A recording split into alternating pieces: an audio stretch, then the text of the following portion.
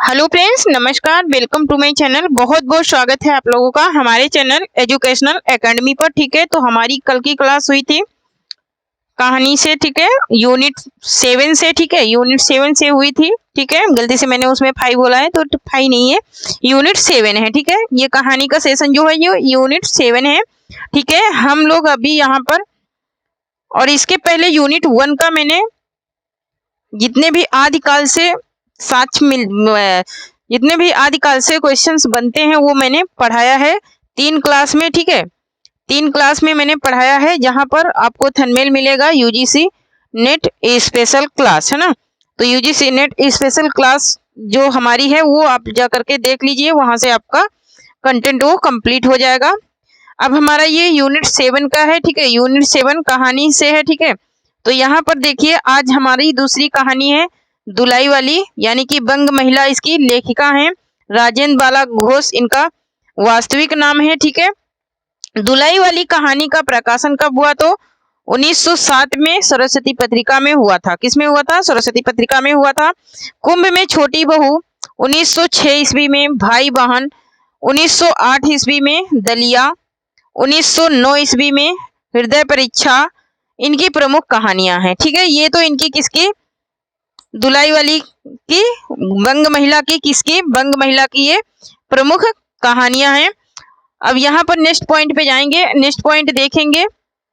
Next point है कि बंग महिला का जन्म कब हुआ था? बंग महिला का जन्म कब हुआ था? 1882 ईस्वी में जन्म कब हुआ था? 1882 ईस्वी में। पूरा नाम क्या है? राजेंद्र बाला घोष है, पूरा नाम राजेंद्र बाला घोष है। आरंभिक दौर की महिला कथाकारों में प्रमुख इनकी पुस्तक कुसुम संग्रह का संपादन आचार्य रामचंद्र शुक्ल द्वारा किया गया। ठीक है, नेक्स्ट पॉइंट देखेंगे, कथासार में देखेंगे, इसका कथासार देखेंगे। यहाँ पर देखिए, नवल किशोर द्वारा अपने मित्र वंशीधर से रेल में किए गए मजाक की सरस कहानी इसमें इन्होंने लिखा है दुलाई वाली में। नेक्स्ट पॉइंट है हमारा कि काशी बनारस के लोगों के जीवन पर प्रकाश डाला है। नेक्स्ट पॉइंट है कि बनारसी शौक और बोली का समावेश है, इसमें बनारसी बोली का समावेश है, वहाँ के रहन सहन का समावेश है, और वहाँ की जो दिनचर्या है उसका भी समावेश है, मतलब कि वहाँ पर क्या क्या शौक होते हैं। विभिन्न परिस्थितियों में इंसान की दिनचर्या का चित्रण इन्होंने किया है इस कहानी में। काशी से इलाहाबाद की यात्रा का विवरण है। ठीक है, तो यहाँ पर फ्रेंड्स मैं पूरी कहानी एक साथ में नहीं, यहाँ पर मेन पॉइंट में आप लोगों को पढ़ा रही हूँ, जो कि आपके लिए मोस्ट इम्पोर्टेंट है। आपको पूरा 14 पेज की कहानी नहीं पढ़नी पड़ेगी। ठीक है, आपको मैं 14 पेज को एक ही पेज में, और ये 10 से 15 मिनट के बीच में ये आप लोग पढ़ लोगे, और यहीं से आपके क्वेश्चन भी आराम से बन जाएंगे। ठीक है, तो ये पॉइंट पढ़िए, मेन पॉइंट पढ़िए, पूरा पढ़ने की जरूरत नहीं है। तो यहाँ देखिए काशी के, यहाँ पर नेक्स्ट पॉइंट क्या है कि काशी से इलाहाबाद की यात्रा का विवरण है। इसमें दो मित्रों के हंसी मजाक का व्यवहार का चित्रण है। दोनों में गहरी मित्रता, दोनों एक जान दो काबिल है, मतलब कि दोनों एक दूसरे के प्रति जान देने के लिए भी क्या रहते थे? तैयार रहते थे, इसमें चित्रण किया गया है। हम लोग देखेंगे इस कहानी के प्रमुख पात्र की, दुलाई वाली कहानी के प्रमुख पात्र क्या हैं?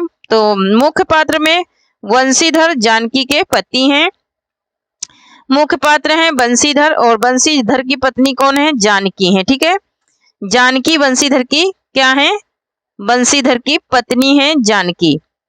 जानकी है बंशीधर की पत्नी, और पति है बंशीधर। ठीक है, तो यहाँ पर इतना समझ में आया।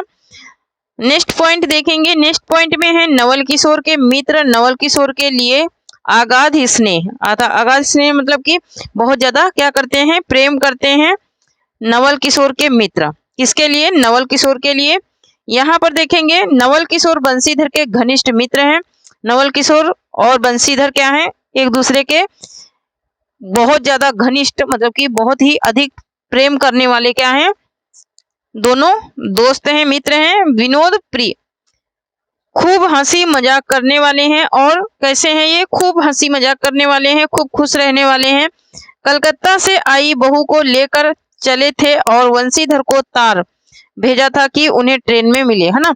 कलकत्ता से जब इन्होंने अपनी बहू को लेकर के ये चले तो वहीं से इन्होंने तार भेज दिया कि आप आकर के मुझे ट्रेन में मिल ले। इतना इनसे क्या था, प्रेम। तो यहाँ पर नेक्स्ट पॉइंट में देखेंगे, कट्टर स्वदेशी थे, जानकी वंशीधर की पत्नी थी, है ना। जानकी क्या थी, वंशीधर की पत्नी थी। नेक्स्ट पॉइंट देखेंगे, उन्हें नवल किशोर का हंसी मजाक पसंद नहीं था, मतलब उनके जो मित्र थे नवल किशोर वंशीधर के, वो जो हंसी मजाक करते थे वो जानकी को पसंद नहीं था। हालांकि उनमें नवल के प्रति कोई दुराग्रह नहीं था, उनको हंसी मजाक भले ही पसंद नहीं था, लेकिन वो जो भी कहते थे वो उन्हें क्या है, बुरा नहीं मानती थी जानकी उनकी बातों का बुरा नहीं मानती थी। ठीक है, नेक्स्ट पॉइंट देख लेते हैं। तो नेक्स्ट पॉइंट है कि पारंपरिक भारतीय नारी थी, ससुराल से विदा होने पर रोने जैसे संस्कार इनमें विद्यमान थे, है ना। ससुराल से विदा हो रही थी तो रोने जैसा रो रही थी। पॉइंट पे है इनके गौड़ पात्र, है ना। मुख्य पात्र आप लोगों ने देख लिया, मुख्य पात्र, ठीक है, मुख्य पात्र आप लोगों ने देखा, ठीक है। तो मुख्य पात्र आप लोगों ने देख लिया, हम लोग अब देखेंगे क्या, गौड़ पात्र, है ना। क्या देखेंगे, गौड़ पात्र। गौड़ पात्र इनके क्या है, एक सेकेंड, गौड़ पात्र, है ना, गौड़ पात्र है। यहाँ पर गौड़ पात्र में देखेंगे नवल किशोर की बहू है गौड़ पात्र, सीता जानकी देई की बहन है ना। और सीता है ये गौड़ पात्र में सीता है जो कि जानकी देई की बहन है। और जानकी देई कौन है, तो वंशीधर की पत्नी है, ठीक है। और जानकी की बहन है क्या, सीता। कहारिनी है, कौन है, कहारिनी है, जानकी के मायके में नौकरानी है जो कि कहारिनी है, जो कि जानकी के मायके में इनके माँ के इधर क्या है, वो नौकरानी है।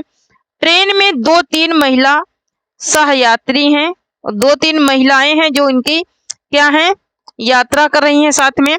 कहानी में स्थानों के नाम बता देते हैं नेक्स्ट पॉइंट पे। हाँ, तो यहाँ पर देखिए इस कहानी में स्थानों के नाम क्या हैं, क्या क्या आए हैं, तो दशामेघ घाट आया है, क्या आया है, दशामेघ घाट आया है। गोदलिया बनारस कोलकाता आया है। मुगलसराय आया है। इलाहाबाद प्रयागराज आया है, ठीक है, इलाहाबाद प्रयागराज आया है। ये कहानी में जो स्थान आए हैं, इसमें विशेष चीजें देख लेते हैं, विशेष क्या है, ठीक है, बहुत ही मोस्ट इम्पोर्टेंट है फ्रेंड्स, ठीक है, इसलिए मैं यहाँ पर मेन ही चीजें डाली हूँ। दुलाई अथवा एक प्रकार का चादर चुनरी, जिसे घूंघट के रूप में प्रयुक्त किया जाता है ना। दुलाई का मतलब है क्या, एक प्रकार का, ये क्या है, चादर चुनरी, है ना। यहाँ पर क्वेश्चन कैसा बनता है कि दुलाई अर्थात एक प्रकार का, दुलाई एक प्रकार का क्या है, ठीक है। तो उसमें ऑप्शन दे देगा, चादर है, चादर चुनरी है, घूंघट है, या फिर कपड़ा दे देगा, है ना। बहुत चीजें ऐसे उल्टी सीधी दे देगा। तो चुनरी और चादर है इसका मेन, चुनरी और चादर है दुलाई का मतलब, जिसे घूंघट के रूप में प्रयुक्त किया जाता है ना। अर्थात यथार्थ चित्रण, पत्रानुकूल भाषा और स्थानीयता के रंगों से भरी यह कहानी आज भी जीवंत है। आज भी इस कहानी को पढ़ो तो ऐसा लगता है कि ये कहानी आज भी जीवित है। ऐसे कल्पना करो तो ऐसा लगता है कि आज भी ये कहानी सच है। बनारसी बोली के संवाद, ट्रेन में औरतों के कदम कहानी की मिठास बढ़ा देती है। मतलब कि बनारसी बोली बोल करके जो बनारस की औरतें थी, बनारसी बोली इतना मीठा बोल रही थी कि वो और ज्यादा इस कहानी की शोभा बढ़ा दी, है ना। मिठास मतलब कि शोभा बढ़ा दी। नेक्स्ट देखेंगे, नेक्स्ट पॉइंट इसके देखेंगे, नेक्स्ट में है हमारे प्रमुख उद्धरण, है ना। तो ये मोस्ट इंपोर्टेंट है, प्रमुख उद्धरण। प्रमुख उद्धरण, अरे इनकार मनाही तो नहीं लईनेन हो, देख हो रोवल करहाइन कहानीन, है ना, कर थाइन, है ना। प्रयाग जी जहां मनई मकर न हाय जाला, है ना, नहाक विलायती चीजें मोल लेकर क्यों रुपए की बर्बादी की जाए।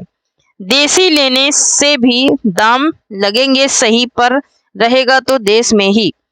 खैर दोनों मित्र अपनी अपनी घरवाली को लेकर राजी खुशी घर पहुंचे और मुझे भी उनकी यह राम कहानी लिखने में छुट्टी मिली। नेक्स्ट पॉइंट देखेंगे इसके, लिखने में छुट्टी मिली, ठीक है। यहाँ पर लेखिका लिख रही हैं। नेक्स्ट पॉइंट देखेंगे इसके, नेक्स्ट पॉइंट देखेंगे, पहली ऊ मेहरुआ बड़ी उजबौक रहला, भला केहू के चिल्लावे से रेलवो कहू खड़ी होला। वो कह रहे हैं कि भला किसी के चिल्लाने से रेल खड़ी होती है। वो मेहरारू क्या रही, बड़ी उजबक मतलब कि बड़ी मूर्ख। उस गाड़ी में एक लाठी वाला भी था, उसने खुल्लम खुल्ला कहा, का बाबूजी कुछ हमरो साझा। वाह बुढ़िया, जिसे इन्होंने रखवाली के लिए रख छोड़ा था, किसी एक सेकंड ना, किसी के बहाने, है ना, रखवाली के लिए छोड़ रखा था, किसी बहाने से भाग गई। तू ही उन स्त्रियों को कहीं ले गई है क्या। इतना कहना था कि दुलाई से मुंह खोलकर नवल किशोर खिलखिला उठे, है ना, खिलखिला मतलब कि हंस उठे। कौन, नवल किशोर बंसीधर के मित्र, है ना। नेक्स्ट पॉइंट देख लेते हैं, और नेक्स्ट पॉइंट है कि दुलाई की, एक सेकेंड, है ना बड़ी मस्त कहानी है और मस्त लगती है, पूरी पढ़ोगे ना तो और ज्यादा मस्त लगेगी। तो कहते हैं कि दुलाई की बिसात की कितनी, अरे तुम क्या जानो, इन लोगों की हंसी ऐसी ही होती है, हंसी में किसी के प्राण भी निकल जाए तो भी इन्हें दया ना आवे, है ना। तो यहाँ पर जितने भी क्वेश्चन बनते हैं उनके सारे पॉइंट मैंने बताया है, ठीक है। तो ये कहानी कंप्लीट मैं करती हूँ, ठीक है। कहानी तो बहुत बड़ी है, ठीक है, लेकिन उसके जो मेन पॉइंट है वही मैं पढ़ाऊंगी, ठीक है। आप लोगों को क्लास कैसी लग रही है, ठीक है, जरा कमेंट में जरूर लिखना, ठीक है, कमेंट में जरूर बताना। तो इसके मेन पॉइंट यही हैं जो मैंने अभी बताया। तो ये मेन पॉइंट जरूर आप लोगों को पढ़ लेना है, और यही क्वेश्चन में आप लोगों को मिल जाएंगे, फंस जाएंगे, ठीक है। तो अगर तुमको ये इसकी पीडीएफ चाहिए तो टेलीग्राम चैनल से जुड़ जाइए, आप लोगों को इसकी पीडीएफ भी मिल जाएगी, ठीक है। तो थैंक यू, जय हिंद, जय भारत, वंदे मातरम। मिलती हूँ कल नेक्स्ट वीडियो में, ठीक है, एक नई कहानी के साथ में, एक नए कथन और मुख्यांश के साथ में, ठीक है। तो यहाँ पर इसमें मैंने जो भी मेन पात्र थे, मेन थे, वो मैंने बताया। तो थैंक यू, जय हिंद, जय